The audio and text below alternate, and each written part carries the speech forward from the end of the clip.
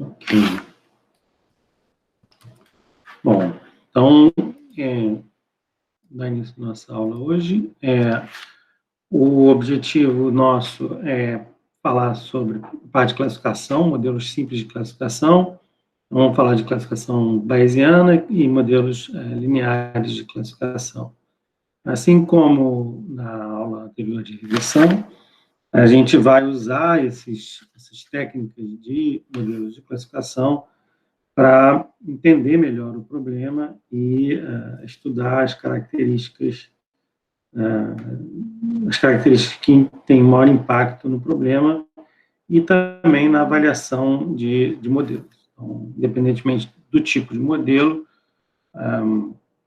vai ser o mesmo processo de avaliação e as mesmas características que vão ser discutidas aqui, elas vão acontecer também, características do problema, então vão acontecer independentemente do tipo de modelo que estiver sendo utilizado, certo? Então, novamente, né, só usar aqui o formalismo de teoria bayesiana para a gente entender melhor as características do problema, como fizemos lá para a regressão linear, ok? Bom, então, a gente já viu aí o problema de classificação, né, reconhecimento de padrões, classificação supervisionada.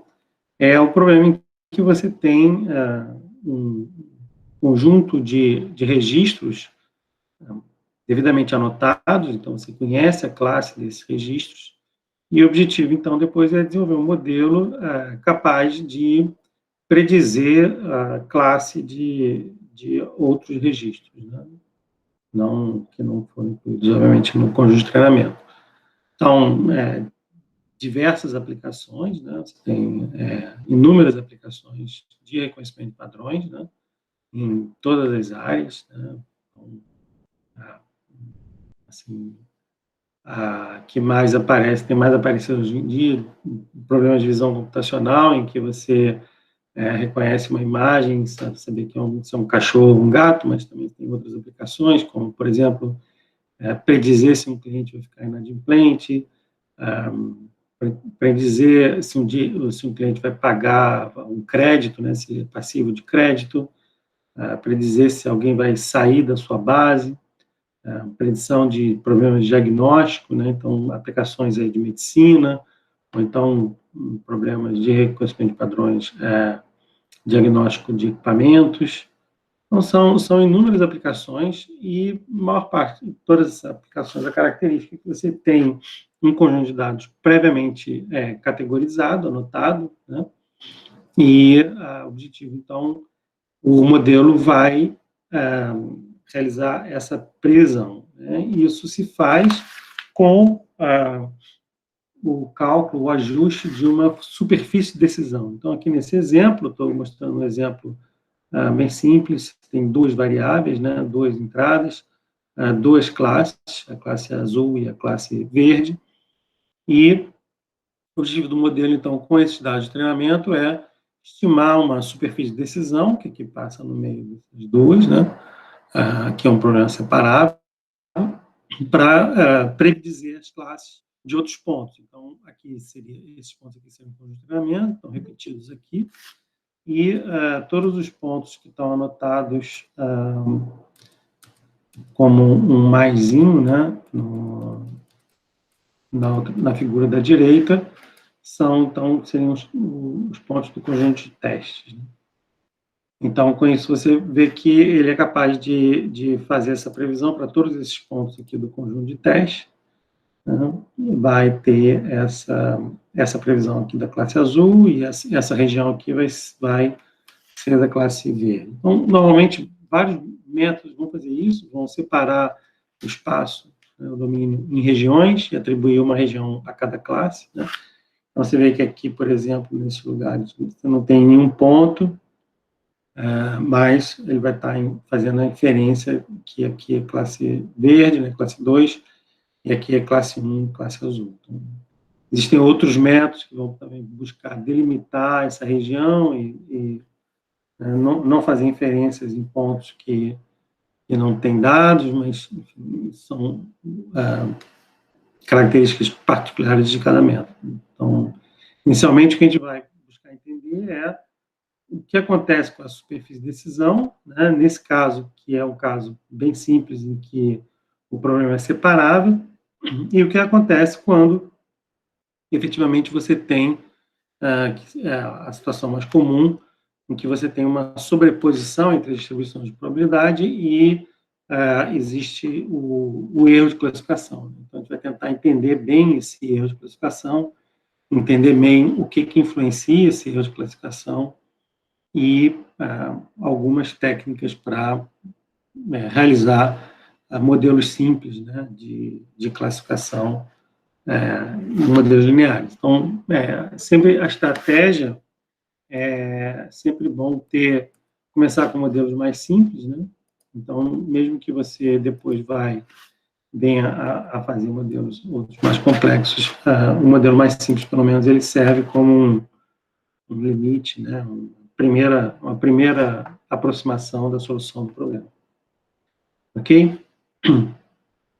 Bom, então a gente já tinha visto isso na introdução, aqui um exemplo clássico de reconhecimento de padrões, duas features, que é o brilho e a largura, né? E duas classes, que é o badejo e o salmão. Então, você plota os pontos, tem uma superfície de decisão aqui, mas observa que tem alguns pontinhos rosa na região dos pontos pretos e alguns pontos pretos na região dos pontos rosa, o que significa que esse problema não é separável, como no exemplo anterior, né? Você vai ter aqui algum erro de classificação, né?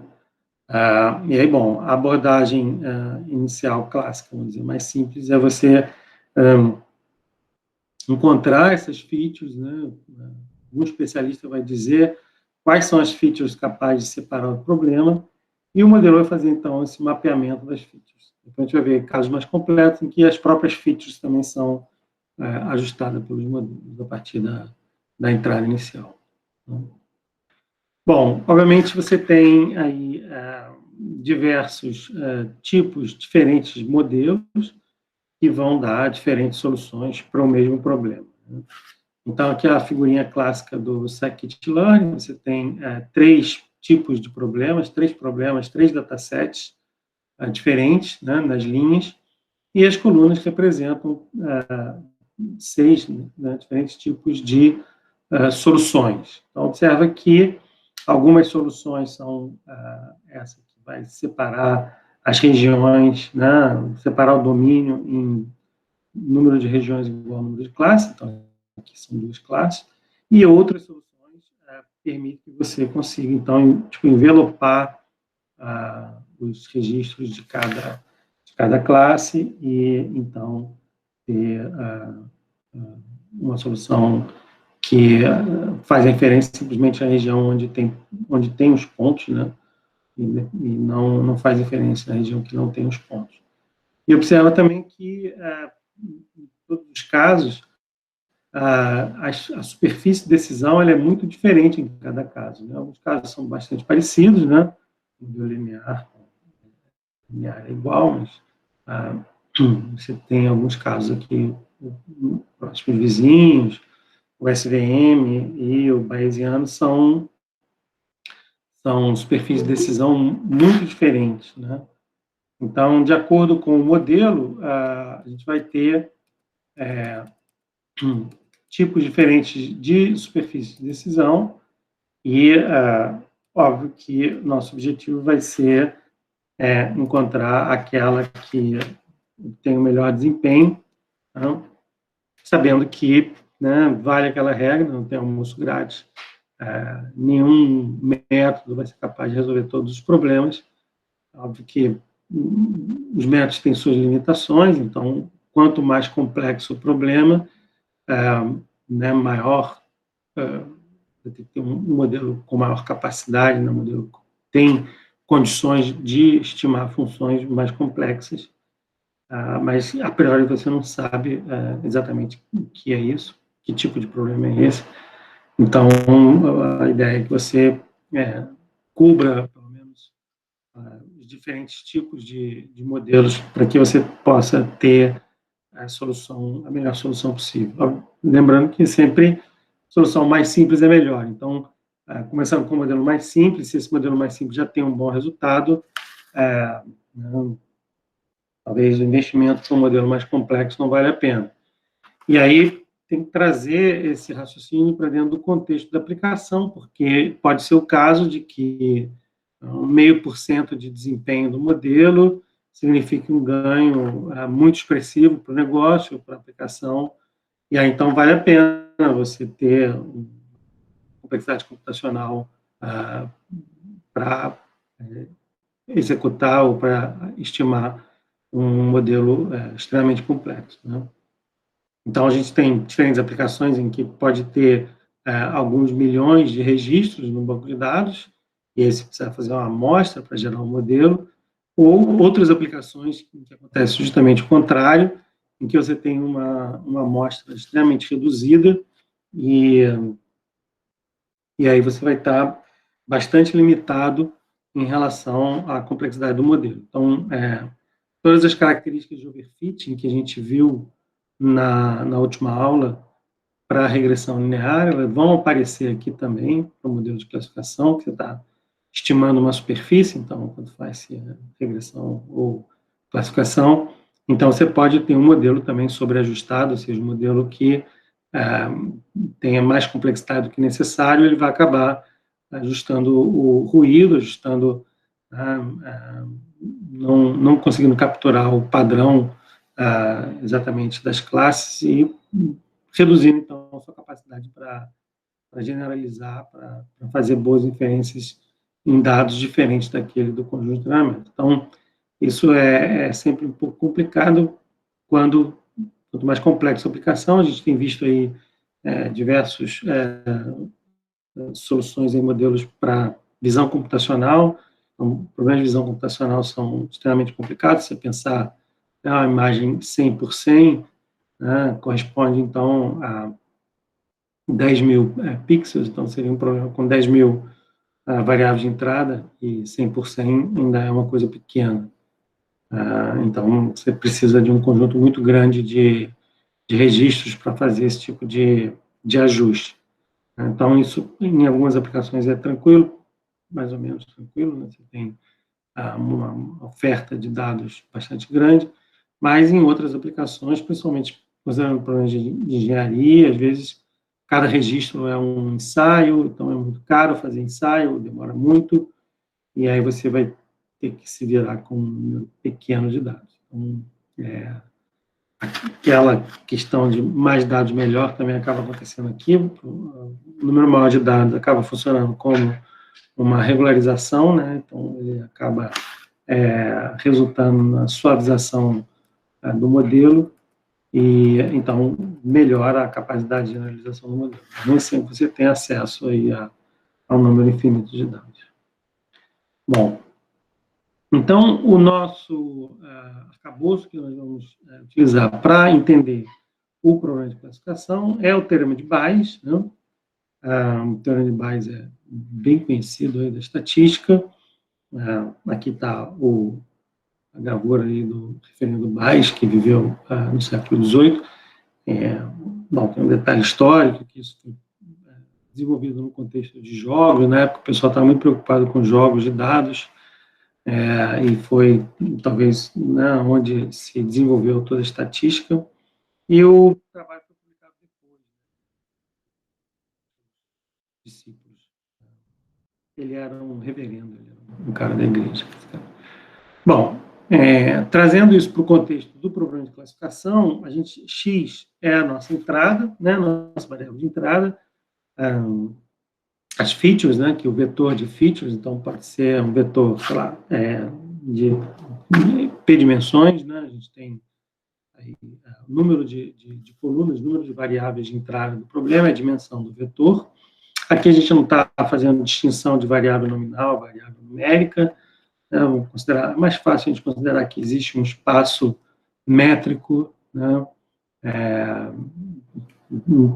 Em princípio a gente pode considerar isso, mas as variáveis podem ser numéricas ou nominais, né? E C é a classe, né? Então tem várias classes, CI é uma das classes, aqui eu tenho M classe, então C tem C1, C2, C3, CM, e o que ele diz é o seguinte, que essa quantidade aqui, que é a probabilidade de você estar observando uma classe, dado que você observa um conjunto de evidências, né, de observações, a chamada probabilidade posterior, ela é igual ao produto dessa quantidade aqui, que é chamada probabilidade condicional, que é a probabilidade de observar aquele vetor de features, dado que você sabe que a classe é a classe I, multiplicado pela frequência da classe na ausência de qualquer observação. Então, essa probabilidade que depende só da classe, chamada probabilidade a priori, ela depende apenas da classe. E aqui é dividido por um termo de padronização, que é a soma dessa condicional vezes a priori para todas as classes, de forma que essa posterior aqui vai ficar entre 0 e 1. Bom, é uma regra bastante simples da teoria de probabilidade, mas vamos tentar entender isso dentro de um contexto, para a gente poder raciocinar bem com essa equação, né? Então, a jogada aqui é essa inversão aqui. A probabilidade de x, dado que eu sei que é a classe, para fazer a inferência, que é a probabilidade da classe, dado que eu tenho essa observação. Então, isso fica muito claro quando a gente pensa, por exemplo, em diagnóstico médico, né? Então, o diagnóstico médico o médico, digamos assim, ele estuda, né, simplificando bastante, mas a maneira de entender seria, ele sabe que a pessoa com uma determinada doença, então, dado que eu sei que ele tem uma classe I, eu observo que eu tenho um determinado número de sintomas, febre, tosse, e, enfim, outros sintomas que podem acontecer quando você já tem certeza que a pessoa tem aquele diagnóstico, aquela classe, né? E aí o que eu quero prever, o que o médico vai querer prever, e aí, óbvio, entra a questão da quantidade de informação disponível, né? Tentar identificar qual é a classe existente, sabendo que eu estou observando um conjunto de sintomas, né? Então, de cara, a gente já vê que você tem várias classes que têm os mesmos sintomas, né? Várias doenças têm os mesmos sintomas. Então, o cara chega lá no médico com tosse, dor de garganta, pode ser Covid, pode ser gripe, pode ser um simples resfriado, pode ser alguma outra coisa. Então, ele vai precisar fazer exames adicionais, ou seja, vai precisar aumentar esse teu vetor de features aí, né? Esse vetor de entrada, para chegar, eliminar as diversas hipóteses e chegar naquela com maior confiança. Então, mais ou menos isso que a gente vai buscar fazer, sendo que, num caso normal, assim, na maioria dos casos, ou em geral, né, você tem um número limitado de entradas, né? Você pode, dentro do contexto, às vezes você pode buscar mais informações de entrada para melhorar o teu modelo, mas no caso específico, por exemplo, que vocês vão estar trabalhando aí no exercício computacional, a tabela é fixa, vocês vão pegar o número de dados, o número de registros vai estar lá no dataset e o número de variáveis vai estar lá no dataset. Então, aumentar novas variáveis não é uma opção, né? Em alguns casos mas nem sempre. Então, vai acontecer muito isso, né? Ou seja, dois registros com a mesma informação atribuídos a classe diferente, né? Então, dois pacientes que têm o mesmo conjunto básico de sintomas, só que um cara tem gripe, o outro tem Covid, um tem tuberculose, o outro tem pneumonia. Então, como que distinguir isso? E existe um outro fator aqui, complicador, que nessa formulinha simples ele aparece e ele é muito determinante, que vai ter um impacto muito grande na inferência, é esse termo aqui da probabilidade a priori. Né? A probabilidade a priori é a probabilidade da classe na ausência de qualquer informação, ou seja, eu não estou vendo nada e qual é a probabilidade daquela ocorrer. Então, ou seja, qual é a frequência daquela classe, né? Independentemente de qualquer evidência, independentemente de qualquer observação.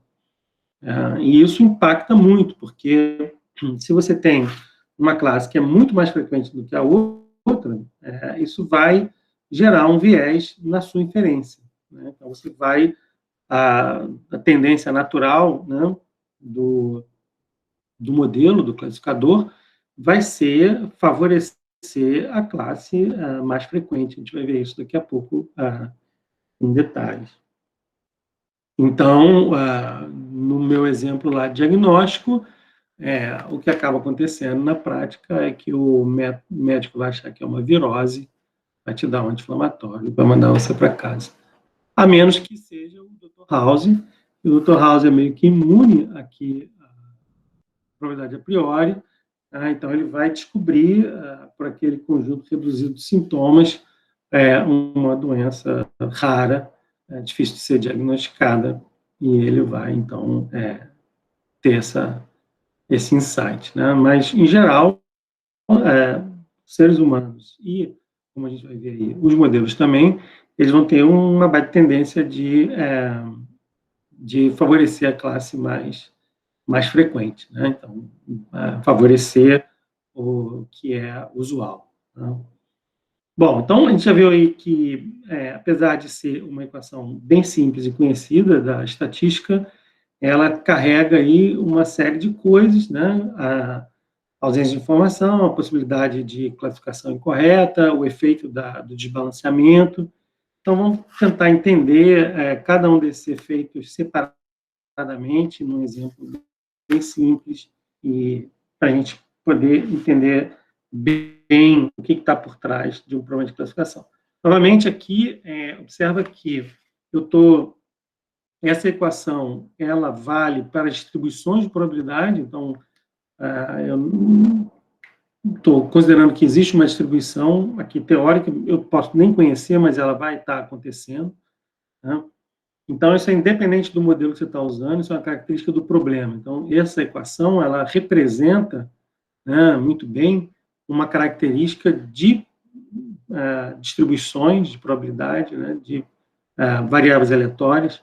Então, são características que ocorrem em relação ao problema, e por melhor que seja o teu modelo, por mais bem ajustado que esteja o modelo em relação ao dataset, certas limitações são características do problema e são intransponíveis. Né? Então, se o problema tem um erro de classificação, não existe modelo que vai desfazer esse erro. Né? Então, você sempre vai ter uma avaliação relativa, comparativa entre os modelos, né? Tem modelo melhor, tem modelo pior, mas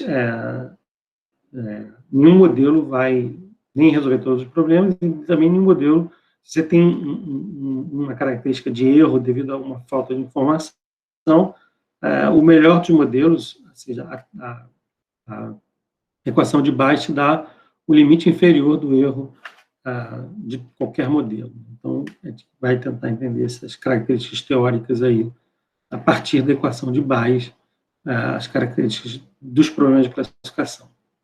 Beleza? Tranquilo aí? Bom, então, vamos tentar pegar o problema mais simples possível. O problema mais simples possível tem uma classe, uma variável, duas classes, né? E, por enquanto, as probabilidades a priori, ou seja, a frequência de cada classe é igual a 50%. Então, não existe desbalanceamento. Né? Então, aqui, estou representando aqui a variável, a classe 1 tem essa distribuição aqui, com média 2,5, desvio padrão 2,5, distribuição normal. A segunda classe tem distribuição normal também, média menos 1,5, desvio padrão 2. Então, observa que eu estou colocando aqui a distribuição normal para facilitar. Obviamente, você pode ter aqui qualquer distribuição no processo real, né? Não necessariamente a distribuição é normal. Então, bom, só para dar um colorido aqui, vamos supor que a gente tem uma variável só, que seja a altura do indivíduo, e eu quero classificar como meninos ou meninas, né? Só que a variável de altura padronizada, então, na média, as meninas são mais baixas do que os meninos, mas, obviamente, existem meninas mais altas e existem meninos mais baixos. De forma que, para o mesmo valor dessa variável, você vai ter ocorrência das duas classes com frequências diferentes, né? Claro que a altura é insuficiente para você realizar essa classificação, então, esse erro aqui decorre, obviamente, da falta de informação, e é isso, então, que vai acontecer, né? Na maior parte dos casos, você não vai ter informação suficiente para conseguir separar as classes, né? E aí, bom, a mágica que é feita pelo teorema de Bayes é fazer essa inferência. Então, aqui você tem a probabilidade condicional de x, dado que é C1, ou seja, qual é a probabilidade de você, dado que você sabe que o indivíduo é da classe C1, por exemplo, que é um menino, qual é a probabilidade de você encontrar um determinado valor de altura? Sei lá, encontrar aqui 1,80 m tem, sei lá, 70% de probabilidade. E a outra distribuição diz qual é a probabilidade de você encontrar aquele valor de altura, dado que você sabe que o indivíduo é da classe C2. Então, sei lá, 1,67 m tem 90%, 80% de probabilidade, alguma coisa assim. Não é 80, 90, porque é a distribuição normal, mas o valor máximo de probabilidade aqui estaria entre 1,65 m e 1,67 m.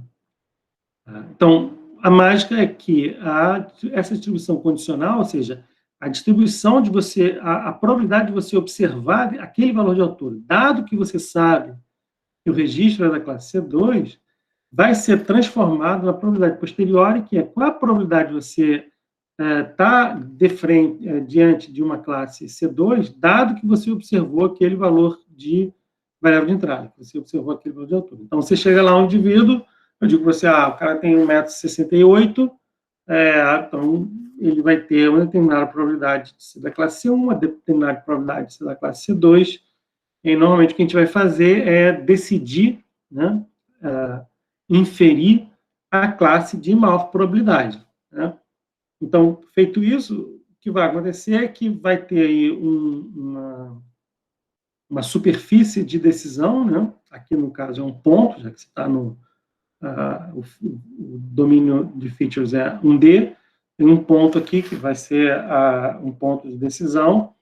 Então, para valores maiores do que isso, eu vou inferir classe 1, para valores menores do que isso, eu vou inferir classe 2. Então, para uma região do domínio, eu vou inferir a classe 2, e para uma outra região do domínio, eu vou inferir classe 1. Então, todo mundo que cair aqui nessa região vai ser classe 1, todo mundo que cair aqui na outra região, vai ser classe 2.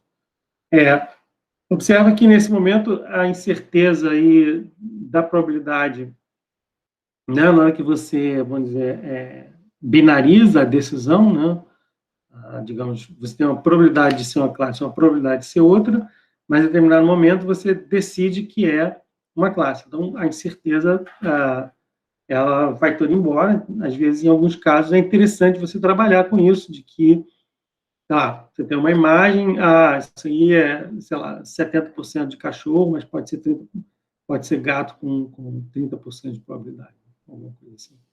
Em alguns casos, vale a pena você trabalhar com essa probabilidade, né? Até mesmo porque, se você tiver uma diferença muito pequena, sei lá, 51 a 49, e a decisão for muito drástica, né? Vale a pena você considerar outras regras de decisão, você não tomar decisão naquele momento, enfim, tem toda uma série de acionamentos, né? Ou seja, como você vai utilizar o resultado do modelo e não simplesmente tomar a decisão pelo valor máximo da classificação, que pode não ser exatamente o melhor negócio. Mas, enfim, num primeiro momento, a gente vai considerar que a decisão ela é feita pelo valor maior de classificação. Então, se você tiver 50,001%, você já vai decidir por uma determinada classe em detrimento da outra. A gente não vai levar em consideração aqui, num primeiro momento, essas incertezas, porque aí depende muito do contexto, de como é que você vai trabalhar com essa informação. Mas sabendo que isso pode acontecer, ou seja, que pode ser interessante, em algum contexto, em algum tipo de aplicação, você dá uma interpretação para essas probabilidades, diferentemente de uma decisão binária, ou, sabe, uma decisão, né, independentemente da probabilidade. Bom, e o que acontece? O teorema de Bayes me garante que essa superfície de decisão é o que minimiza a probabilidade de classificação incorreta, ou seja, é o limite inferior do erro de qualquer modelo. Tá? Então, aqui, se as distribuições condicionais e a probabilidade a priori forem corretas, essa é o limite inferior de erro, que é o quê? Considerando esse pedaço que é condicional vezes a priori, né? Que é essa linha cheia. Então, aqui é a condicional, né, da classe C2, essa linha pontilhada. A linha cheia é a condicional vezes a priori da classe C2. A linha pontilhada em azul é a condicional da classe C2, ou seja, P de X da C1, a condicional da classe C1, desculpa. E a linha cheia em azul é a condicional vezes a probabilidade a priori da classe C1. Então, essa área achurada aqui em azul claro, ela é exatamente o erro de classificação, ou seja, nessa região aqui, o mesmo valor de entrada vai ser possível observar as duas classes com probabilidades diferentes. Então, vai ter erro. Não tem jeito, esse erro ele é uma característica do problema, ele é de fato, uma consequência da falta de informação. Se eu tivesse mais informação, talvez essa área de erro fosse menor. E quem é essa área de erro? Ora, essa área de erro ela é formada pela parte da probabilidade C2, de C1, que cai na região 2, então metade desse triângulo aqui, e parte da probabilidade de C2 que cai na região 1. Né? Então, a condicional vezes a probabilidade a priori de C2, que cai na região 1, ou seja, integrada na região 1, e mais, né? Então, esse termo aqui é exatamente esse triângulo aqui, né? A curva cheia em vermelho, né? A área sobre essa curva aqui, até esse ponto de separação, e a condicional de C1 vezes a probabilidade a priori de C1 integrado na região R2. Então, esse outro pedaço aqui. Certo? Então, esse erro, esses dois pedaços de erro aqui, eles são o limite inferior de erro e vai ser obtido quando você conhece exatamente quem é a distribuição de probabilidade, tanto a condicional quanto a priori. Então, na prática, a gente não conhece as distribuições, a gente vai tentar fazer modelos para implícita ou explicitamente estimar essas distribuições, ou estimar diretamente a superfície de decisão, ou estimar as distribuições, e vai ter erro, né? Vai ter erro porque, além do erro, vamos dizer assim, teórico, você vai ter o erro de estimação. Né? Então, a gente pode esperar bastante algum erro na maior parte dos problemas, né?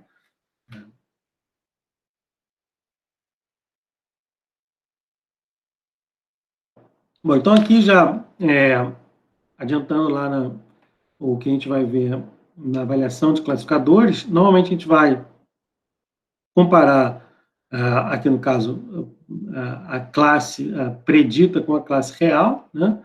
Nessa matriz, chamada matriz de confusão, e aqui você vai ter diferentes valores, que são o número de registros preditos como classe C1, que são realmente da classe C1, número de acertos da classe C2, e os erros, né, que são preditos por C1 e que na real são C2. Então, aqui, se a classe C1 é a classe positiva, esses são os falsos positivos.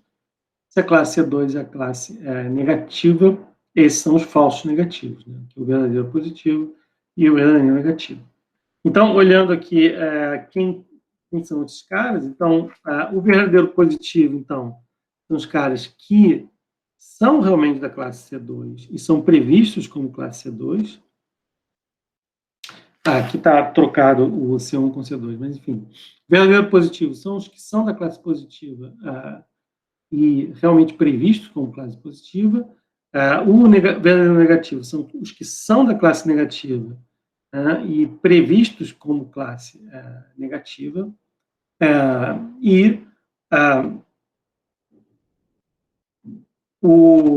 Os erros aqui são o que é previsto como positivo, mas que na verdade ele é negativo, e os que são previstos como negativo, mas que na verdade são positivos, certo? Aqui está invertido, aqui é C1, R1, R2 aqui. Deixa eu consertar isso aqui que eu já faço. Toda vez eu esqueço isso. Já fazemos isso aqui. Então, agora sim, eu tenho a classe 1 é positiva, a classe 2 é negativa, então todo mundo que cai na região R2 é previsto como negativo, então todo mundo aqui vai ser previsto como negativo, só que esse pessoal aqui em roxo, ele na verdade ele é positivo, então é o falso negativo. E todo mundo que cai na classe 1 é previsto como positivo, então esses todos aqui são a probabilidade, não o número de registros. Você integra a probabilidade, vai ter um número de registros, né? E esse cara aqui é os que são previstos como positivos, mas na verdade eles são negativos. Ok? Ou então, essa vai ser a maneira que a gente vai ter lá na frente de avaliar os classificadores. Aqui são os valores teóricos, lembrando que a gente não tem a distribuição condicional, a gente não conhece ela na prática, a gente não conhece qual é a distribuição condicional real, né? A gente pode tentar estimar ela através do modelo, mas na prática a gente vai sempre fazer a avaliação dos classificadores pelos valores encontrados nessa matriz de confusão aqui. Professor, Sim. Parou de compartilhar a tela agora. Parei? Que eu devo ter mexido.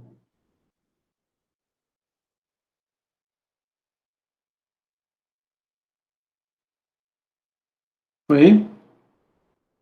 Sim, agora sim. Obrigado. Bom, então, continuando, eu troquei o R1 com o R2, né? Então, aqui todo mundo que cai na R1 é previsto como positivo, sendo que esses caras aqui em azul claro são os falsos positivos, e aqui todo mundo que cai em R2 é previsto como negativo, e esses aqui em magenta, né? São os falsos negativos, que são previstos como negativos, mas na verdade eles são positivos.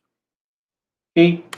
Bom, então, essa é a situação normal em que a gente viu aqui o que acontece quando as distribuições de probabilidade a priori são iguais. Então, basicamente, essa superfície de decisão aqui, o ponto de probabilidade a priori vai ser igual à interseção das condicionais, mas quando você tem um desbalanceamento entre as classes, isso vai mudar, né?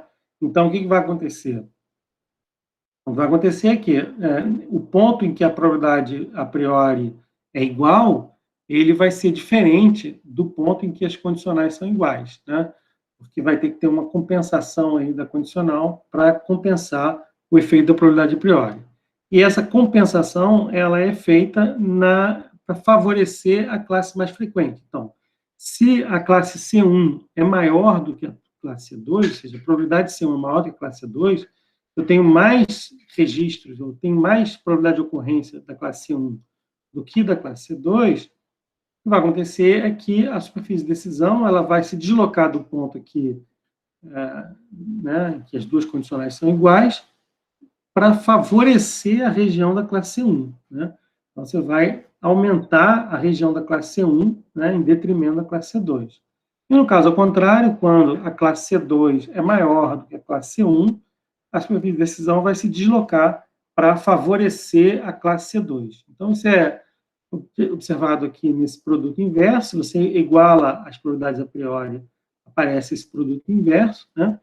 Então, o que acontece? Se você tem uma frequência de uma classe que é, digamos, sei lá, 4 vezes a outra, né?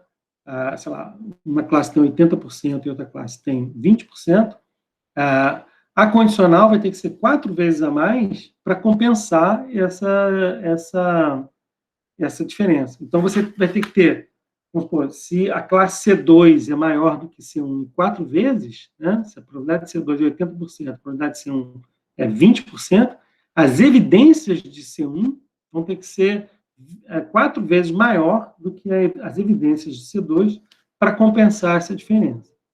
Então, o que vai acabar acontecendo é que o modelo vai acabar favorecendo a classe mais frequente, né? E ela vai ter muito mais inferências em relação à classe mais frequente. Então, tipo, sei lá, você tem um problema que tem 99% de registros de uma classe e 1% de registro de outra, o modelo vai ter muito a tendência de dizer que todo mundo é da classe frequente. Né? E isso é complicado, porque acaba acontecendo que se esse 1% for, por exemplo, um diagnóstico de uma doença, né? Obviamente você tem muito mais casos, talvez, de indivíduos normais, né, sem estar doente, você simplesmente não vai detectar a doença, né? Você vai dizer que está todo mundo bem e não vai detectar a doença. Então, isso também impacta na maneira de avaliar o desempenho do classificador, porque se uma distribuição, um problema desbalanceado, que é 99% de uma classe, 1% da outra, e você diz que 100% então é da classe mais frequente, o seu acerto vai ser 99%. Né? Então, esse acerto de 99% não quer dizer absolutamente nada. Então, é preciso que a gente tome cuidado com esses problemas balanceados, né? Desbalanceados. Então, a primeira coisa a fazer, quando você vai pegar um dataset de classificação, é verificar essa distribuição de probabilidades, né, de número de registros em cada classe, para ver se esse desbalanceamento vai afetar tanto no desempenho, na avaliação do desempenho do modelo, quanto na própria inferência. Beleza? Alguma dúvida aí, tem?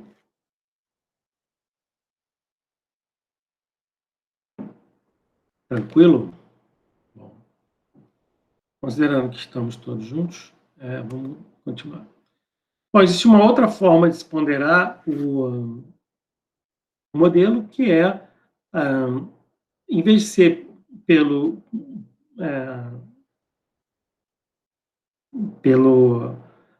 probabilidade a priori, ou pela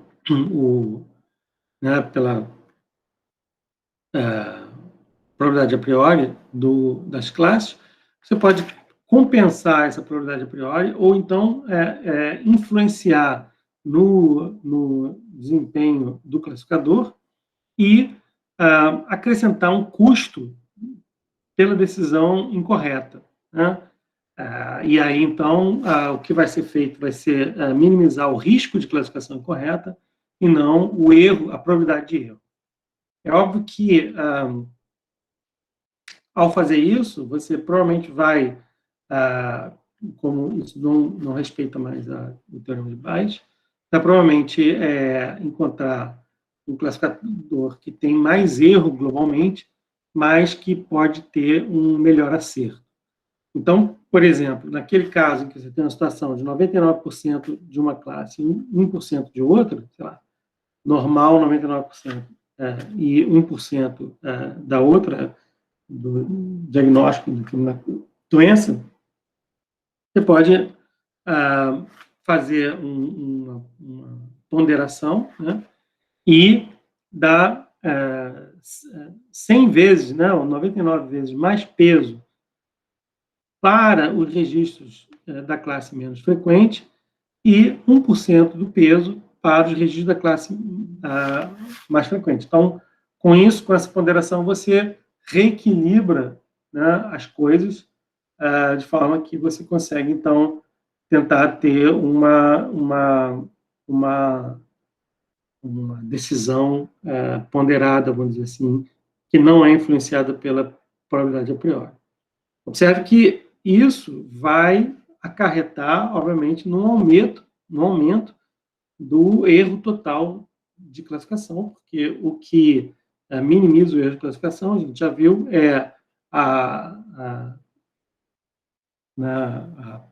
o valor máximo de probabilidade posterior, e qualquer outro ponto, então, você vai ter uma área maior do erro de classificação, e, obviamente, esse erro vai ser maior, só que ele pode ser um erro maior, só que com propriedades mais interessantes. Então, por exemplo, você pode estar errando 2% ou 3%, mas conseguindo acertar aquele 1% que você queria acertar. Então, o preço a ser pago, né,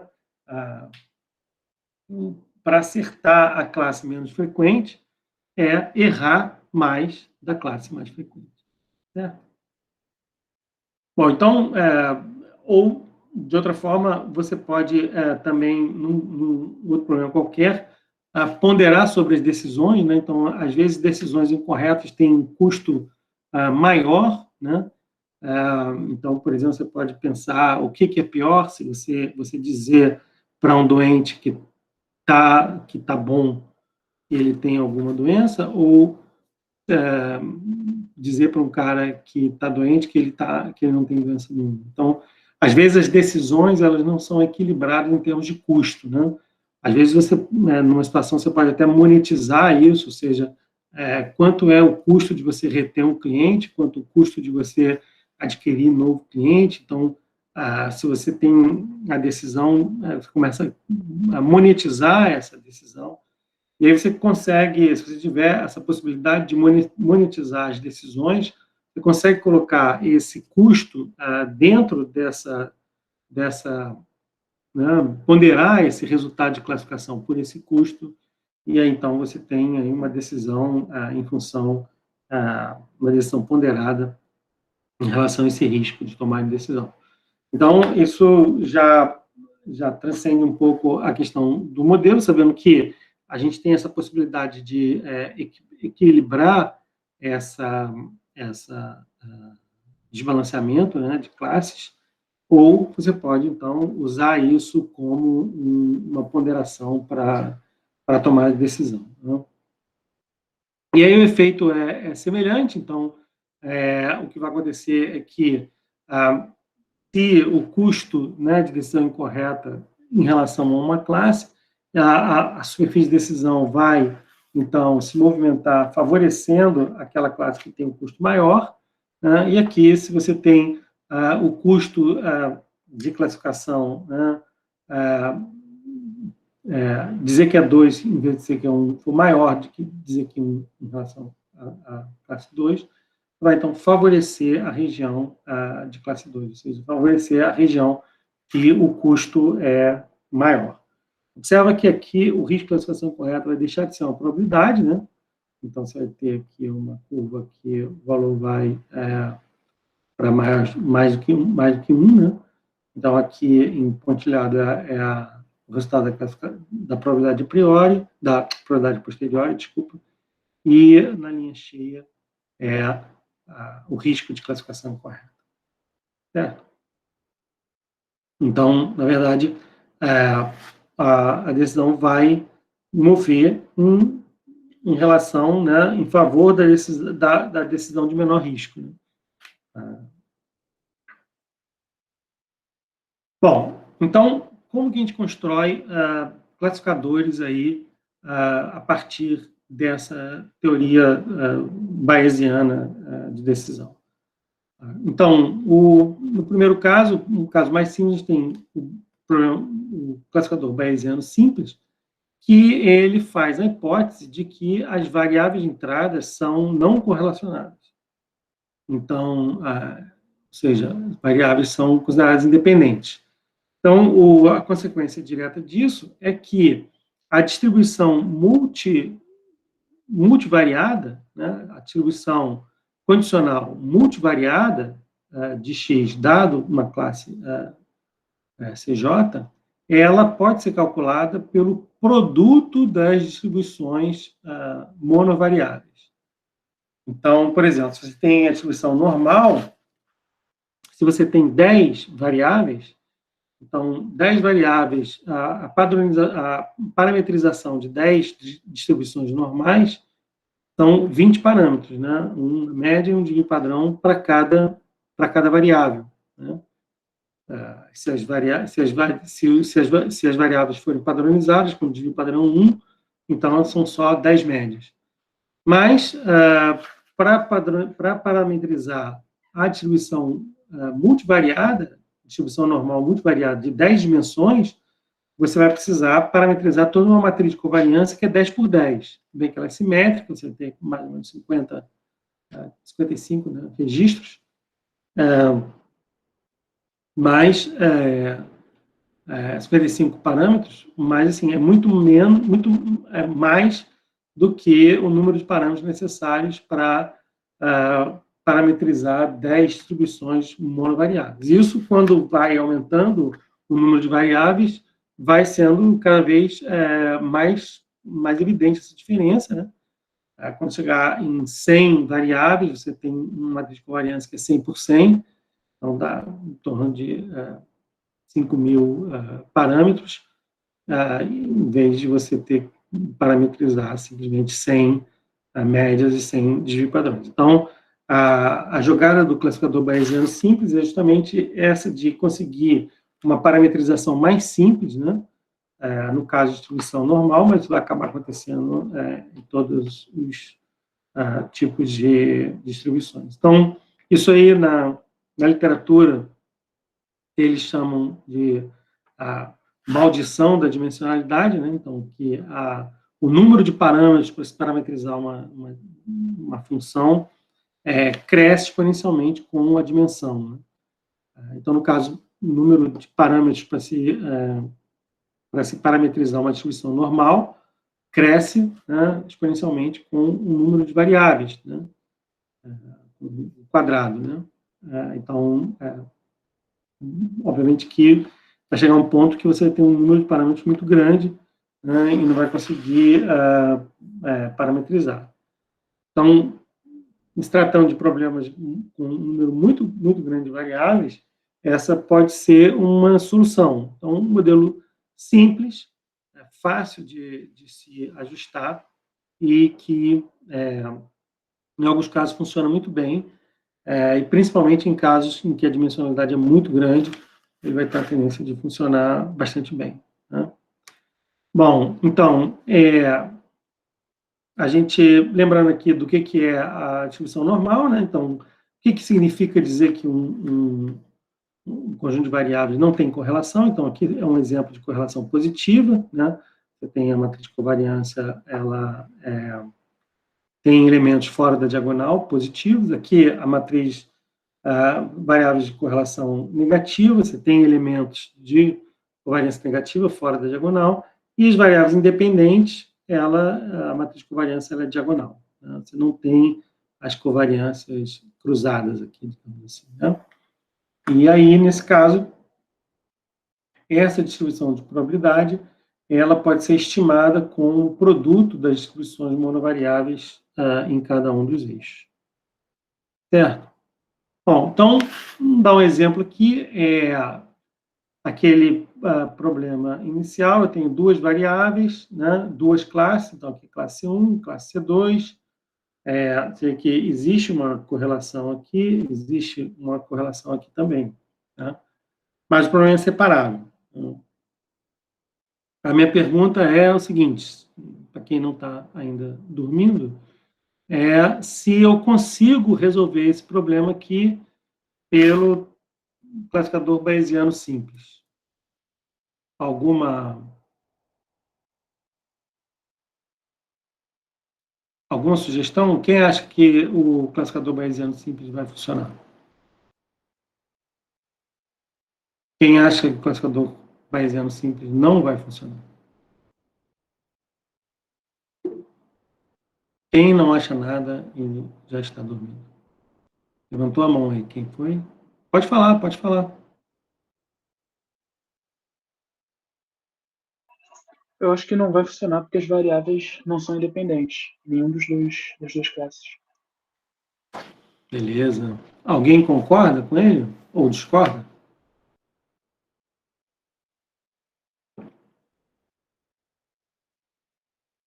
Não? Ninguém nem concorda nem discorda, muito pelo contrário. Bom, realmente, você falou certo. Existe aqui uma correlação entre as variáveis, né? Mas, observa que... vamos ver o que vai acontecer, então. Aqui eu vou, então, estimar as duas condicionais, né? No eixo de cada variável, certo? Então, a condicional da classe 1 está em azul, a condicional da classe 2 está em verde, e aqui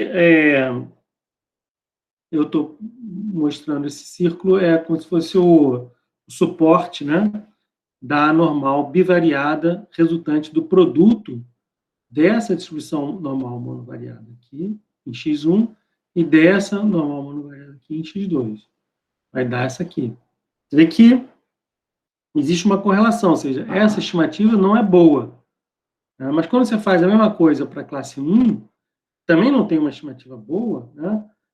O produto dessa normal aqui no x1 com o produto dessa normal aqui em x2 gera essa normal bivariada, também não é perfeita, mas é suficiente para gerar uma perfil de decisão, ou seja, se você decidir pelo valor máximo da probabilidade a posteriori dessas duas variáveis, dessas duas distribuições aqui multivariadas, bivariadas, né, já é suficiente para você ter uma boa superfície de decisão. Né? E é isso que vai acontecer. Né? Então, de fato, apesar dessa situação que você observa alguma correlação, né, dentro de cada classe, as médias das duas classes, né, embora o desvio padrão seja parecido, mas as médias, elas são diferentes nos dois eixos, tá certo? Tem uma diferença de média aqui, tem uma diferença de média aqui, e tem uma diferença de média aqui, que essa diferença é suficiente, embora a estimativa da distribuição não seja boa, ela é suficiente para dar uma superfície de decisão adequada, certo? Então, considerando que normalmente você vai ter um número grande de variáveis, você não vai conseguir observar o problema no seu, né, no seu espaço, né, multivariado. Você sempre vai olhar ele, por exemplo, no gráfico de projeção, em planos bidimensionais. Então, a mera presença de correlação não significa necessariamente que o classificador bayesiano não vai funcionar. Tá certo? Tem que olhar se existe diferença de média, ou seja, ou então simplesmente roda o classificador e vê o que dá. Então, isso é muito difícil, ver que num caso simples, né, na verdade, a hipótese de que as variáveis podem ser, as distribuições multivariadas podem ser decompostas, né, a hipótese de que as variáveis são independentes, ela, na verdade, não é uma hipótese de funcionamento do classificador, é uma hipótese para parametrização do classificador, tá certo? Eu faço essa hipótese para conseguir parametrizar ele de uma forma mais adequada, digamos assim, né? Usar o menor número de parâmetros. Bom, aqui um segundo exemplo. Nesse caso, a distribuição, eu tenho duas classes, né? Então, cada clusterzinho desse aqui tem uma distribuição normal, mas quando eu pego dois conjuntos aqui para formar uma classe, a distribuição da classe já não é uma distribuição normal. E aí eu pergunto, novamente, vai funcionar ou não vai funcionar o classificador bayesiano simples? Alguém tem alguma...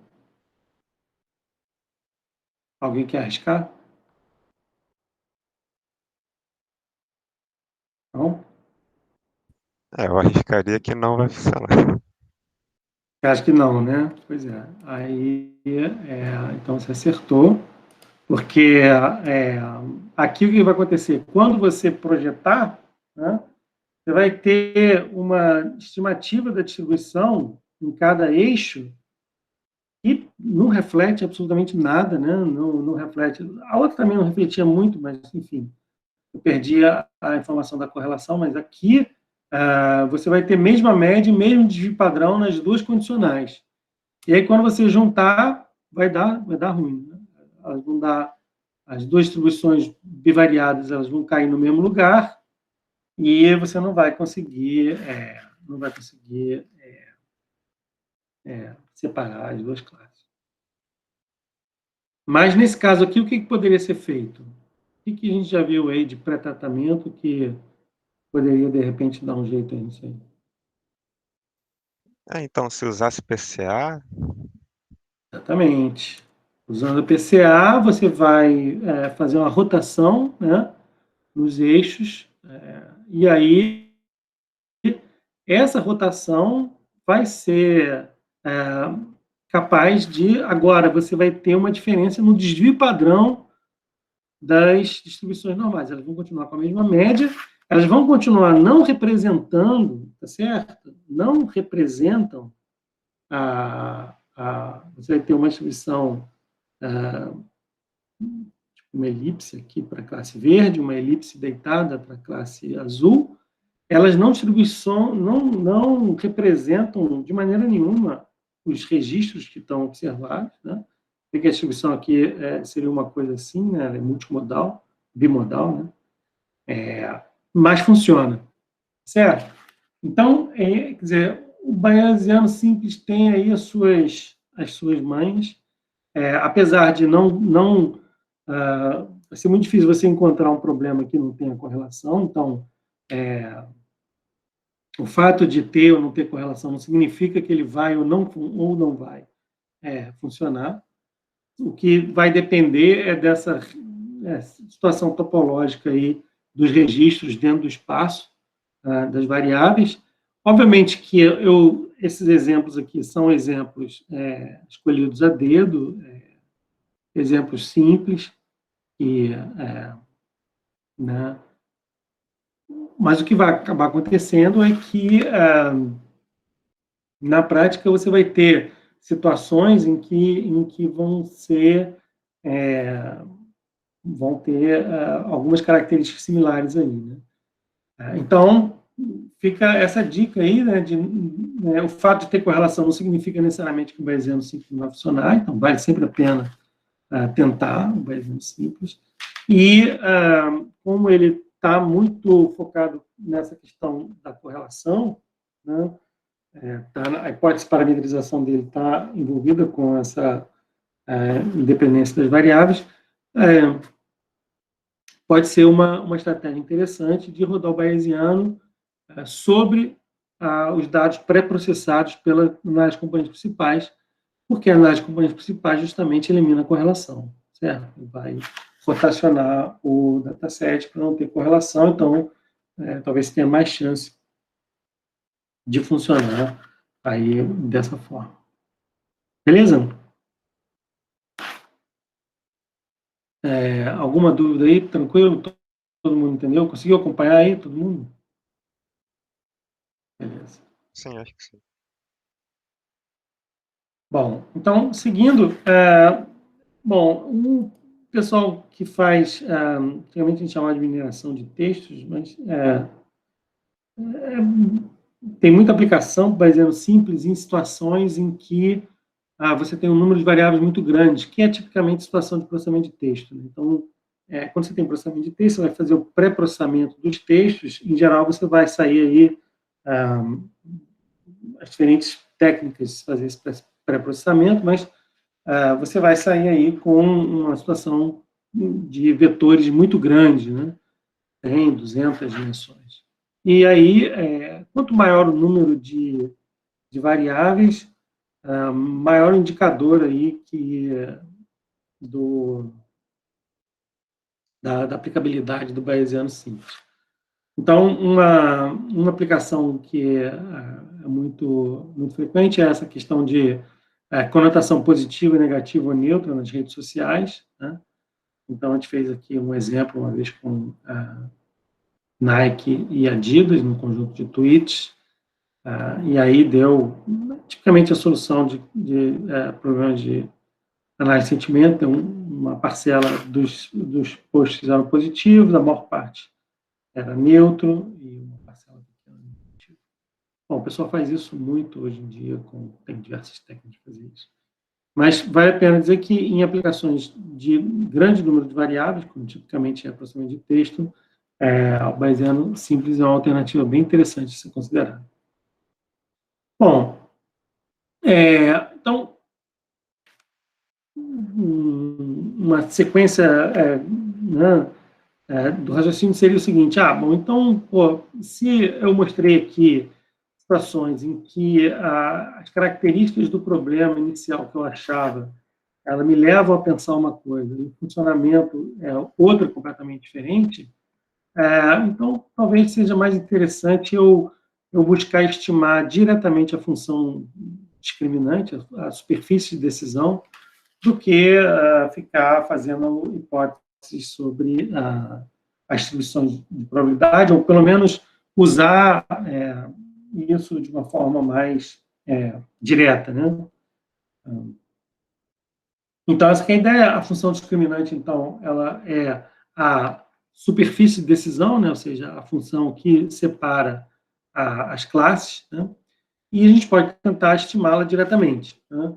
Uma maneira simples ainda, dentro do contexto do classificador bayesiano, é o bayesiano quadrático, em que você vai utilizar, aí sim, distribuições normais, né, multivariadas, e em vez de usar a probabilidade a posteriori, você vai passar o logaritmo da probabilidade a posteriori, e aí, bom, se você pega lá a formulação da probabilidade normal multivariada, você tem um exponencial aqui, você passa o logaritmo dessa distribuição, você vai sair com essa expressão aqui, que é uma expressão de uma função quadrática, certo? Então, esse classificador bayesiano quadrático, ele usa a distribuição normal, multivariada, e a função discriminante é o logaritmo da probabilidade a posteriori. E aí você tem aqui exatamente uma equação, né, uma função quadrática, né? Então, aplicando aqui nesse problema, que é o problema dos vinhos projetado em 2D, então, primeiro eu projetei o problema em 2D, depois apliquei o classificador bayesiano, esse quadrático, e aí você tem a superfície de decisão, você pode ver aqui exatamente as funções quadráticas de cada classe. Bom, aí aparece aqui um termo referente à probabilidade a priori, né? Então, basta eliminar esse termo aqui para você ter um cara que ele é independente da distribuição das classes. E uma outra forma, que é só uma forma, vamos dizer assim, tem mais interesse teórico do que provavelmente prático, que é usar o classificador bayesiano com a mesma matriz de covariância em todas as classes, e aí você acaba saindo uma função que é linear, né? Mas só que isso aqui na prática não funciona muito bem, então não é a melhor forma de fazer. Esse classificador quadrático, ele pode ter algum interesse, mas ele é muito limitado em relação ao número de variáveis. Começa a ter um número de variáveis muito grande, acima de 10 ou 20, você vai precisar de um número muito, muito grande de registro para poder ajustar ele de uma forma adequada. Então, pensando, lá você tem 10 variáveis, né? A matriz de covariância vai ter 100 elementos, bom, é aquela simétrica, mas se for 3 classes, por exemplo, né? 100 elementos para cada classe, começa 50 elementos para cada classe, começa a ficar um número muito grande de parâmetros, né? Então, aqui também não vai funcionar muito bem. Então, bom, o modelo de classificação bayesiana, ele é um modelo interessante, né?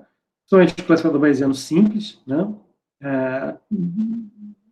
Na pior das hipóteses, você vai ter o limite inferior do erro, né? Mas ele tem uma utilização que é dificultada por uma série de questões, né? A hipótese de distribuição condicional, A gente viu que nem sempre isso é determinante para o modelo não funcionar, mas você precisa de alguma hipótese, normalmente vai ser utilizada a distribuição normal, né? Tem problema da validade das amostras, né?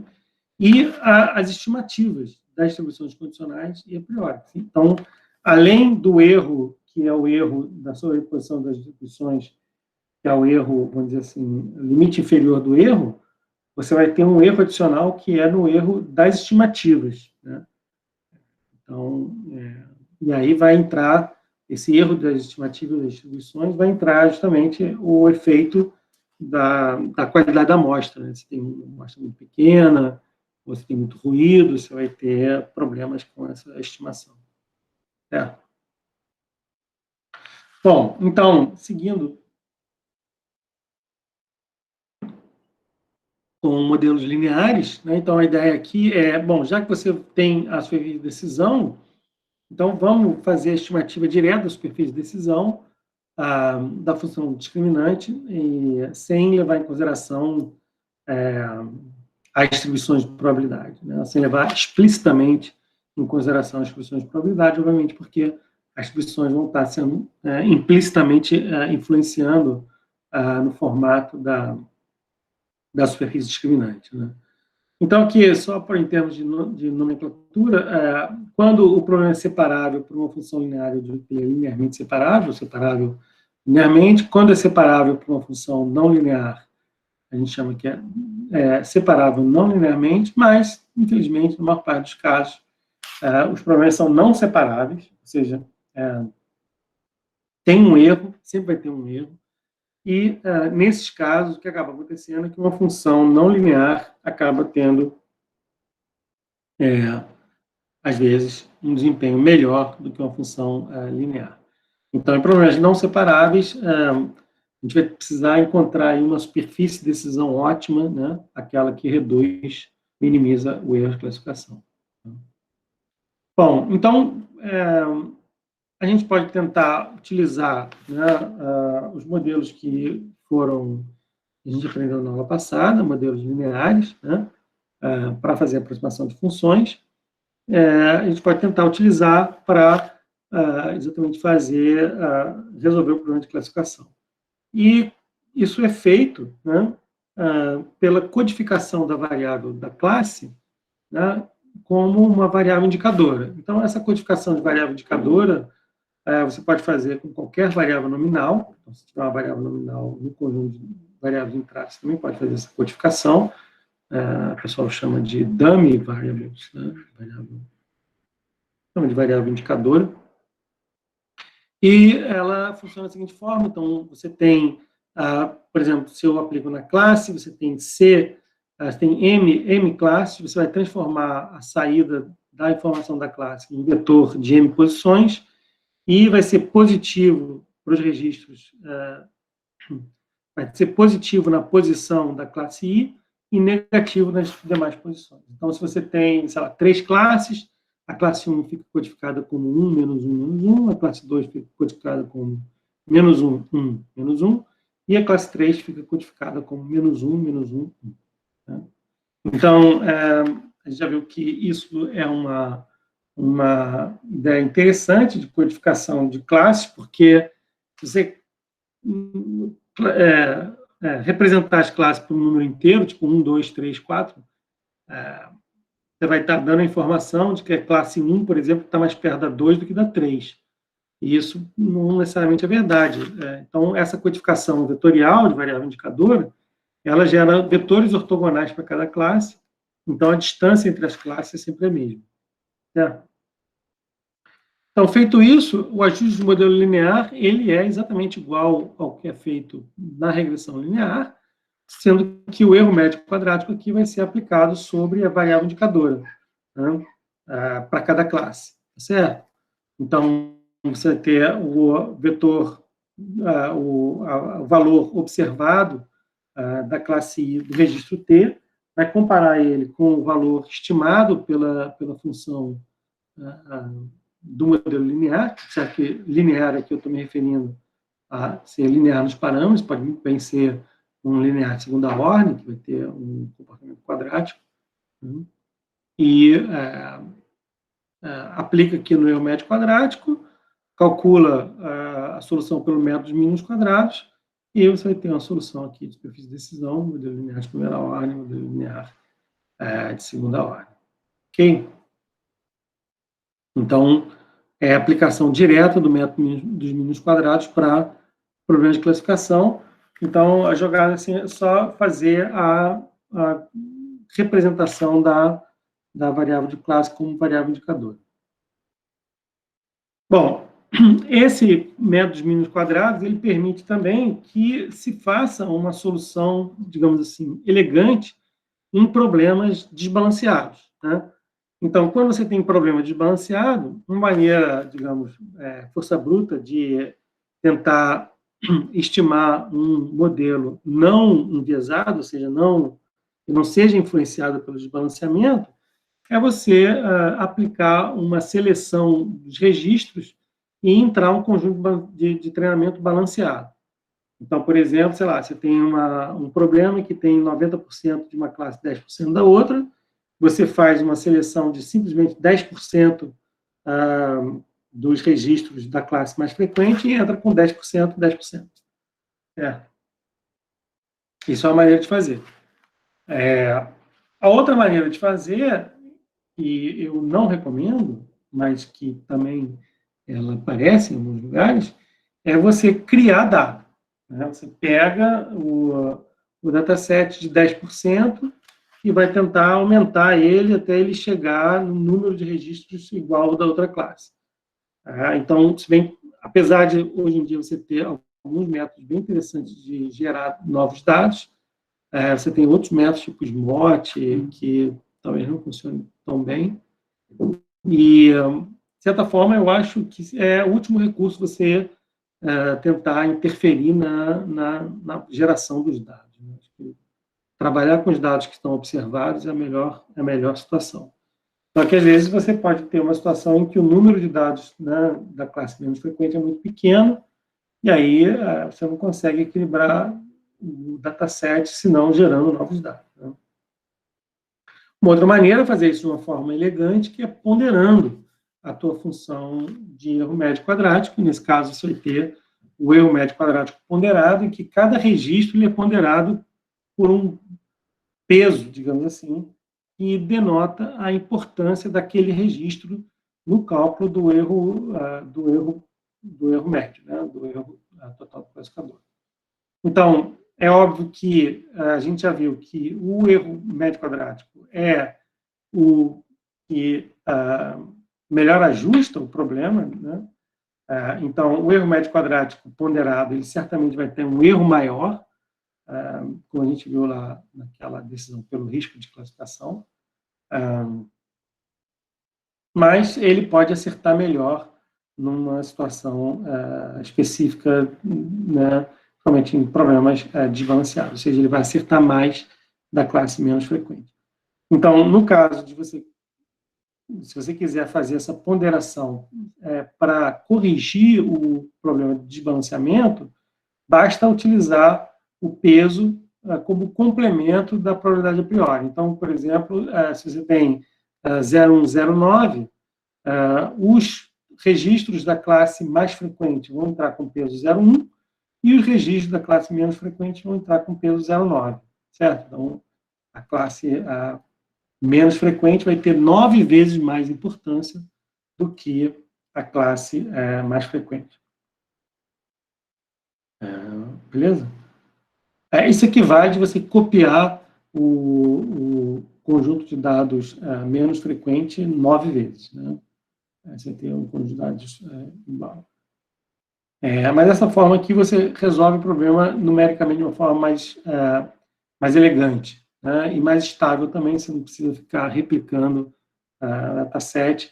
E você pode, inclusive, até mexer nessa ponderação de acordo com elementos da aplicação. Então, se você tem, como eu expliquei mais cedo, riscos de classificação incorreta diferentes, você pode dar mais peso para os registros, né, que têm menor risco de classificação, de forma que, mesmo que tenha um desbalanceamento, e você vai, então, acertar muito mais naquele caso, né? Então, por exemplo, aquele exemplo de informar ou não o paciente se ele está doente ou não, digamos que você não quer correr nenhum risco de dizer que um cara está bom, sendo que ele está com a doença, na verdade. Então, você pode forçar bastante nesse peso aqui, de forma que ele vai ter um recall, ele vai identificar todos os indivíduos, né, que têm a doença, embora o efeito colateral vai ser que ele vai, para um monte de gente que está bom, ele vai dizer que está doente também. Então, óbvio que isso é um de cobertor curto, né? Se você não tem como você resolver as duas coisas ao mesmo tempo, né? Então, se você melhorar a classificação da classe menos frequente, você vai piorar, né? Você vai, né, colocar mais registros da classe menos frequente, mais inferências da classe menos frequente dentro da classe mais frequente. Certo? Bom, então, aqui um exemplo na base de dados de diabetes, projetado aqui em duas dimensões. Aqui é a solução pelo erro médio quadrático, aqui é a superfície de decisão, você tem a classe 1, que é mais frequente, a classe 2 menos frequente, e aqui a solução com erro médio quadrático ponderado, vê que a superfície de decisão ela avança em relação à classe mais frequente, né? Então, você acaba incorporando um número maior de registros da classe 2, mas ao custo de incorporar também um grande número de registros da classe 1 incorretamente, né? Então, o erro global aqui da solução é maior. Certo? Porque a classe 1 ela é mais densa. E então, quando você avança com a superfície de decisão para dentro da região da classe 1, você consegue recuperar um monte de registros, um grande número de registros da classe 2, mas ao custo de classificar incorretamente também vários registros da classe 1. Então, é óbvio que é exatamente o problema do conversor curto, né? Então, ou seja, se você avança com a superfície de decisão para favorecer uma classe, óbvio que você acerta mais da classe que você está favorecendo, mas você vai errar mais da outra, né? Então, aí por isso que é interessante ali essa ponderação, que você consegue fazer tipo um fine tuning ali com aquele peso e tentar chegar numa solução aí que é adequada. Beleza?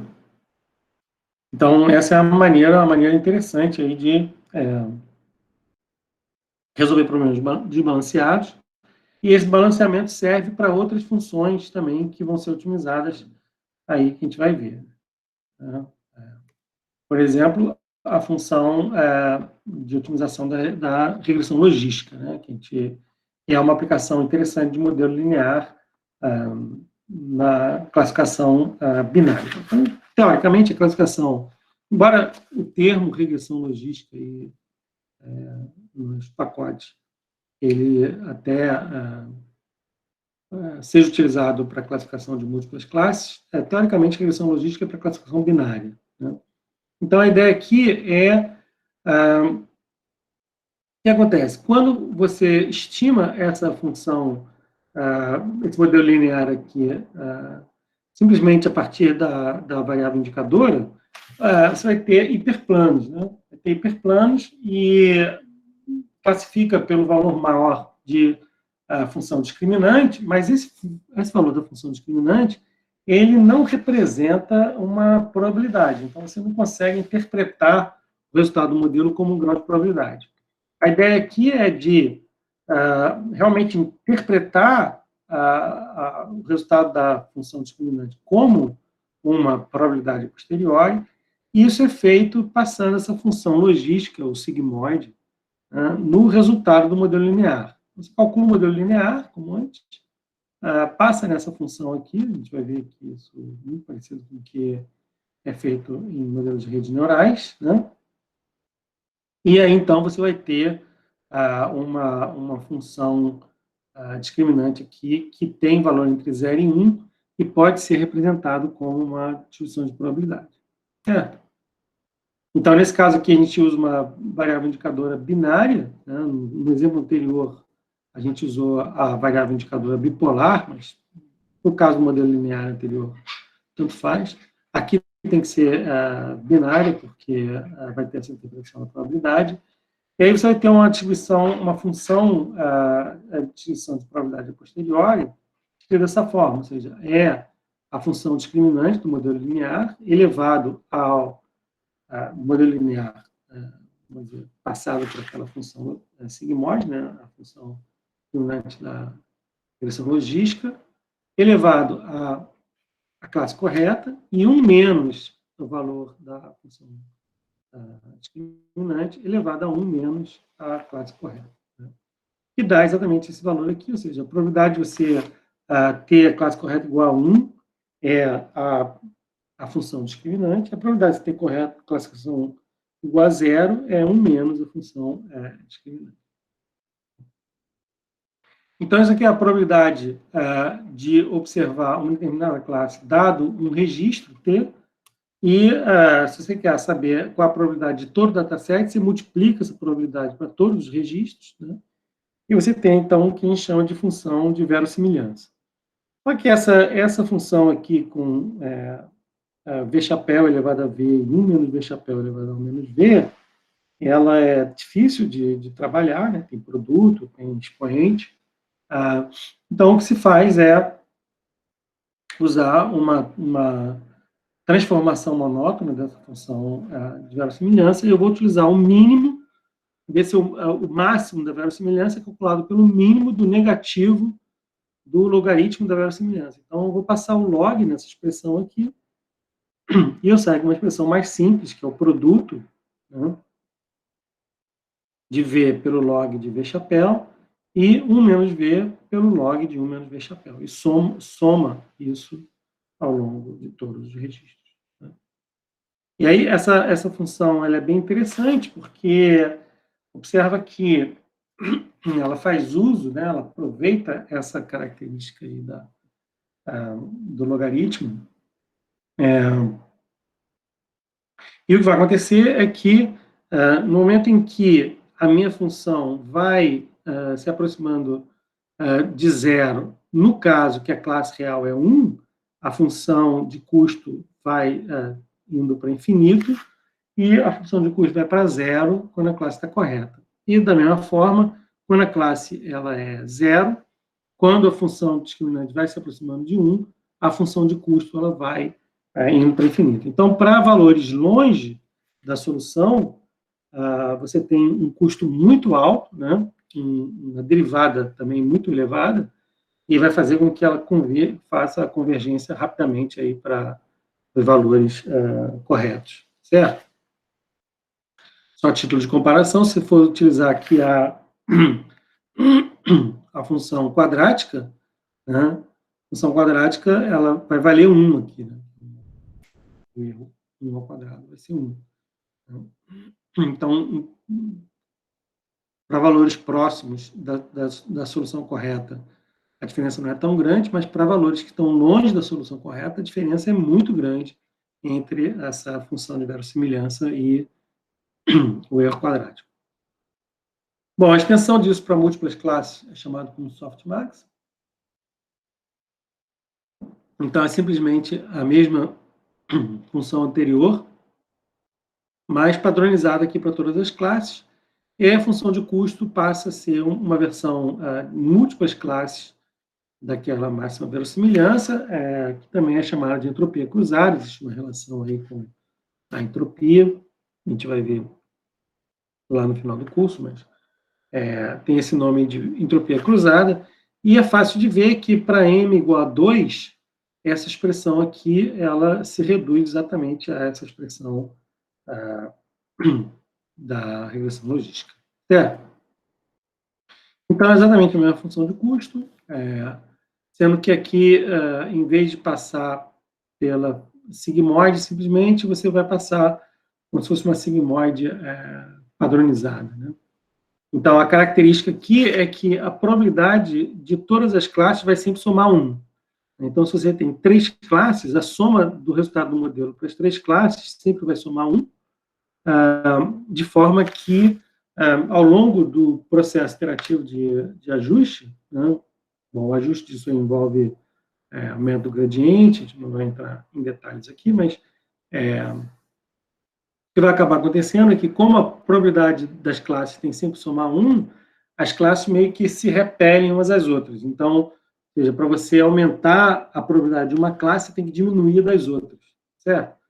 De forma que, então, tem essa característica aí no problema de múltiplas classes. Mas, no final das contas, é interessante porque você tem exatamente uma distribuição de probabilidade entre as classes, né? Então, acaba decidindo também pelo valor de maior probabilidade, mas você tem a distribuição, você pode trabalhar também com a probabilidade, com o valor de probabilidade atribuído a cada uma das classes. Então, isso mais ou menos pode ser representado como a certeza do modelo. Então, por exemplo, você tem 3 classes, você tem um caso em que tem 90% para uma classe, 7% para outra e 3% para outra.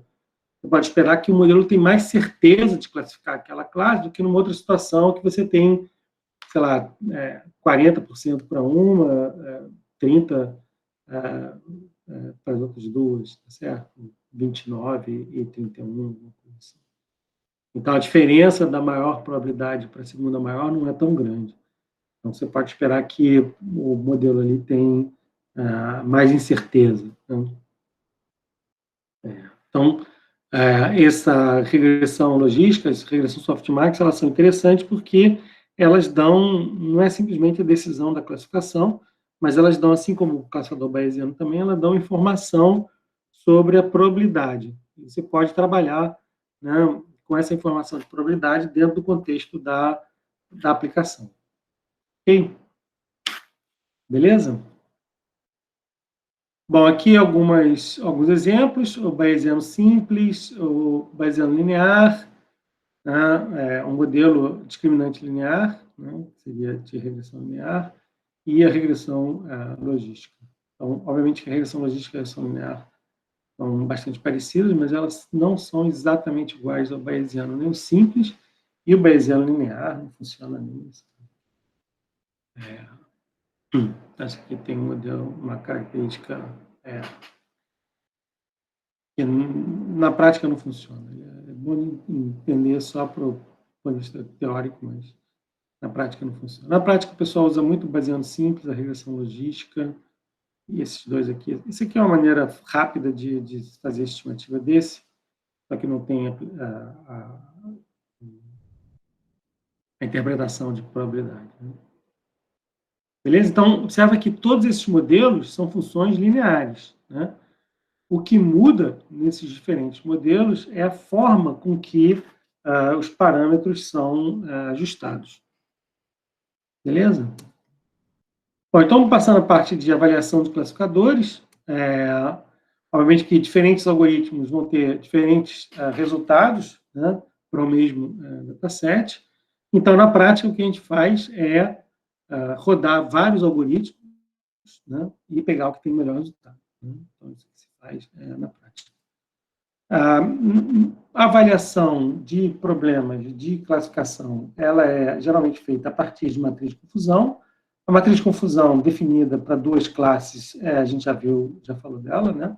Então, é o número de registros preditos de uma determinada classe, né? Então, no caso, se estima que a classe 1 é positiva, então, o verdadeiro positivo é predito classe 1, quando realmente é classe 1, o verdadeiro negativo é predito classe 2, como realmente é classe 2, e os erros de classificação são falso positivo e falso negativo, que é predito por uma classe e, na verdade, é a outra. A avaliação sempre feita também em validação cruzada, né? Então isso é muito importante para você ter uma estimativa que ela não seja sensível ao ponto de corte, né? Porque se você tiver simplesmente um conjunto de treinamento e um conjunto de teste, vai rodar vários modelos ou várias configurações do mesmo modelo, você, olhando sempre no mesmo conjunto de teste, então é possível que você vai, a gente chama de overfitar no conjunto de teste, né? Ou seja, você vai ter uma solução que generaliza bem para aquele conjunto de teste, mas um outro conjunto de teste diferente já não vai generalizar tão bem. Então, essa validação cruzada, ela meio que, ela, né, diminui um pouco, ameniza um pouco, né, essa estatística, né? E aí, quando você tem um conjunto suficientemente grande, interessante tirar média de desvio padrão em cada conjunto, média de desvio padrão dos diversos resultados em diferentes conjuntos de testes. Quando o dataset é pequeno e cada subconjunto de teste é muito pequeno para você calcular estatísticas, então é mais interessante juntar tudo e calcular só uma medida de avaliação no dataset inteiro. Bom, estatísticas de validação para classificação globais tem a acurácia, né, que é simplesmente o conjunto de registros corretamente classificados dividido pelo total de registros. O erro de classificação, que é 1 menos a acurácia, né, então é o conjunto de registros classificados incorretamente dividido pelo total. Só que, como a gente já falou aqui, em problemas desbalanceados, a acurácia não reflete o desempenho do modelo, né? Porque você pode ter, por exemplo, uma situação tem 90% de uma classe, 10% da outra, ele vai colocar todo mundo na classe mais frequente, vai ter 90% de acurácia, né? Então, não é uma boa medida, principalmente, especificamente em problemas desbalanceados. Nesse caso, problemas desbalanceados, se utiliza outras estatísticas, né? Uma que é muito utilizada são precisão e recuperação. A precisão te dá a capacidade preditiva do modelo para aquela classe, e a recuperação te dá quantos registros daquela classe são recuperados pelo modelo. Então, por exemplo, se você joga todo mundo na mesma classe, naquele problema 90-10, você vai ter 90% de precisão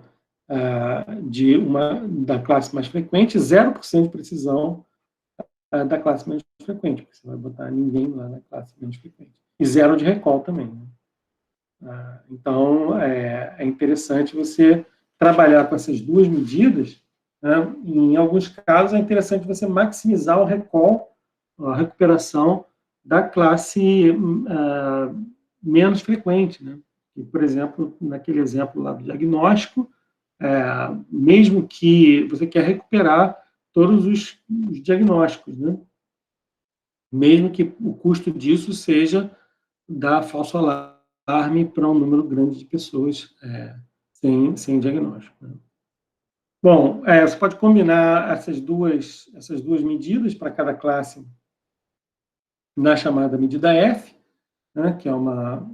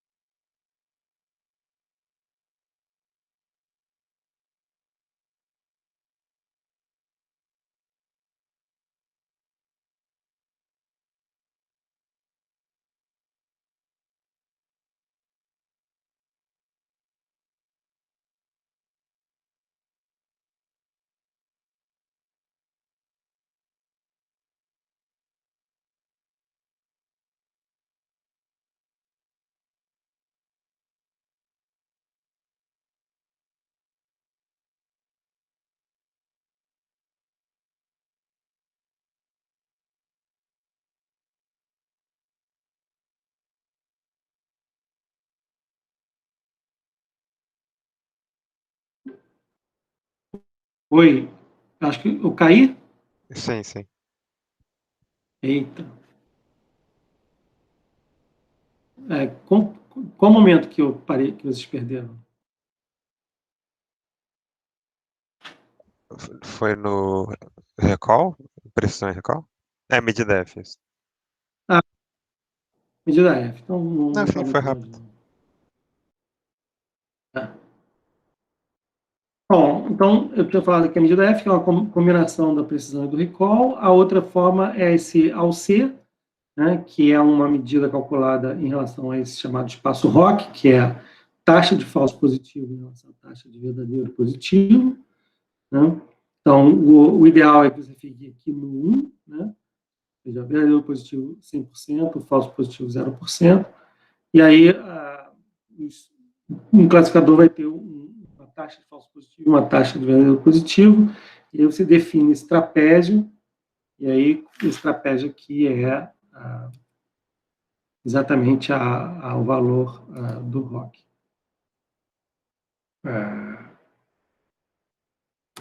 do AUC. Então, o AUC é interessante porque ele permite que você tenha uma avaliação que leve em consideração tanto os acertos quanto o erro. Né? Então, naquele caso 90-10, 90% de uma classe, 10% da outra, se você botar todo mundo numa classe, a acurácia é 90%, todo mundo na classe mais frequente, né? A acurácia é 90%, mas o AUC vai ser 50%. Então, você já vai identificar ali que alguma coisa está errada. Então, em alguns casos, você tem também a curva ROC, que é uma maneira de se avaliar para cada valor de probabilidade quanto que está acertando, também é no espaço ROC, e também, às vezes, se calcula a área, mas tomar cuidado que, em muitos casos, essa curva ROC ela não é muito sensível ao desbalanceamento, então você pode ter uma avaliação não muito boa do resultado. Bom, aqui, exemplos. O primeiro exemplo é um exemplo da área de petróleo, né? Então, você tem um problema aí de classificação litológica a partir de dados de perfilagem. São 4 variáveis, aqui o gráfico de projeção, aqui a matriz de correlação, aqui a distribuição das classes, você vê que existe um desbalanceamento, mas não é muito importante. E as classes são bastante misturadas, tem uma correlação aqui positiva, uma correlação negativa entre essas duas variáveis, mas você vê que as classes são realmente bem misturadas. Então, essa é a matriz de distâncias, você vê uma melhor definição da classe 1, né? Elas estão ordenadas, classe 1, 2 e 3. Então, aqui a classe 1, ela é um pouco mais separada das outras duas, e a classe 2 e a classe 3, elas são mais misturadas. Aqui o resultado, então, o classificador bayesiano simples, 25% de erro globalmente, uma AUC de 78,078, né? 78%. Aqui a matriz de confusão, e aqui precisão e recall de cada uma das classes, certo? O bayesiano quadrático é um pouquinho melhor, 23,5%. Depois você tem o discriminante linear de primeira ordem, aquele modelo linear, 24,4%. Uhum. Ele é um pouquinho melhor do que o bayesiano simples. E o modelo linear de segunda ordem, 23,6%, né? Com 0,80 de recall, e fica bem parecido com o discriminante quadrático, bayesiano quadrático. Né? São modelos também, todos os dois modelos de segunda ordem, sendo que esse aqui é ajustado pelo mínimo dos quadrados e o anterior ajustado pela matriz de covariância da distribuição normal, bivariada. Bom, um outro problema que é bem mais interessante é um problema real de cancelamento em telecom. Cancelamento é quando a empresa perde cliente, né? Então, é um problema muito comum em várias áreas corporativas. E aqui, para a gente, o interesse é que ele é um problema extremamente desbalanceado. Então, tem também 4 variáveis, uma classe com quase 93%, outra classe com 7%. As variáveis relativamente independentes, né? E você vê que a classe 2 aqui, né, a classe dos cancelamentos, que é o que realmente importa, você identificar quem vai cancelar, ela está meio aninhada, né, dentro da outra classe maior. Né? Então, observa aqui, se você colocar todo mundo na mesma classe, na classe mais frequente aqui, você vai ter um erro de 7%, certo? Então, vamos ver aqui os resultados. Bom, aqui o data image não dá para ver nada. Modelo linear de segunda ordem, com erro médio quadrático, deu um erro de 5,6%, certo? Um AUC de 63%. Observa que aqui, o que acontece? Ele basicamente colocou todo mundo na primeira classe, né? Ele botou muito pouca gente na segunda classe, de forma que você tem aqui um recall da classe 2 muito baixo, ou seja, o número verdadeiro de registros que são realmente classe 2 e que ele estimou como classe 2 é muito baixo, né? O recall muito baixo. E aí, isso é muito ruim, porque, na verdade, você quer identificar quem são os caras que são da classe 2, né, que vão sair, para poder fazer algum marketing ali em cima. Rodando o erro médio quadrático ponderado, o que acontece? Você... só antes falando aqui, a precisão da classe 2 é alta, porque ele colocou poucos registros na classe 2, mas os poucos que ele colocou lá, ele acertou. Quando você coloca o erro médio quadrático ponderado, ou seja, quando você pondera o classificador em favor da classe menos frequente, o que acaba acontecendo? O AUC melhora consideravelmente, né? O AUC passa a 0,84. O erro global, obviamente, fica maior, porque o menor erro, o médio de quadrados, é o que dá o erro mínimo, né? Então, qualquer medida de função de custo que você utiliza, diferente do erro médio quadrático, vai dar sempre um erro maior. Então, o erro global é maior. Então, você globalmente errou mais. Agora, como é que você errou mais? Obviamente, você aumentou o número de estimativas na classe C2, com isso você aumentou consideravelmente o recall da classe C2, mas diminuiu muito a precisão, ou seja, você colocou muita gente que realmente é da classe C1, você estimou como classe C2. Então, no caso aqui, você ia, sei lá, dar uma promoção para um cara que não ia sair da empresa, tá certo? Para muita gente que não ia sair da empresa. Então, da sua base de clientes, né? Então, essa ponderação entre, né, quanto que você vai acertar e quanto você vai deixar de errar, né, isso vai variar muito em relação ao contexto da aplicação, principalmente se você tiver uma maneira de monetizar todos esses erros, né? Então, é possível, então, tentar ajustar esse erro médio quadrático ponderado, essa ponderação do erro médio quadrático, para ter eventualmente uma solução ótima, se você tem uma avaliação de custo ou de risco de cada um desses erros. Beleza? Bom, aqui é uma sequência de benchmarks. Esses são os benchmarks que foram utilizados lá no livro. Essencialmente problemas pequenos, um ou outro problema um pouco maior. Tipicamente são os problemas que podem ser utilizados para os exercícios, né? E aí tem uma comparação aqui dos diversos modelos, e obviamente que não tem almoço grátis, então sempre vai ter algum algoritmo que vai ser melhor. Então, por exemplo, o diabetes foi melhor no AUC, com bayesiano simples, mas a maioria aqui, tanto em termos de acurácia quanto em termos de AUC, ficou melhor com o discriminante quadrático, né? E o bayesiano quadrático, obviamente, são os dois modelos quadráticos, né? E você vê que aqui o bayesiano simples ele é até melhor do que, em alguns casos, o discriminante, né, linear. Então, como modelo simples, o bayesiano simples pode ser uma boa opção. Mas aqui a maioria realmente foi, em termos de acurácia, o discriminante linear. E aí tem uma maneira de você comparar diferentes algoritmos, né, de forma não paramétrica, nessa ferramenta aqui, chamada Q, e te permite, então, calcular, né, na comparação de diferentes algoritmos para diferentes datasets, né, um valor de significância estatística de quanto um método é melhor do que o outro. Então, o discriminante linear ele foi um pouco melhor aqui, tanto na acurácia quanto no AUC. Beleza? Bom, então a gente fica por aqui.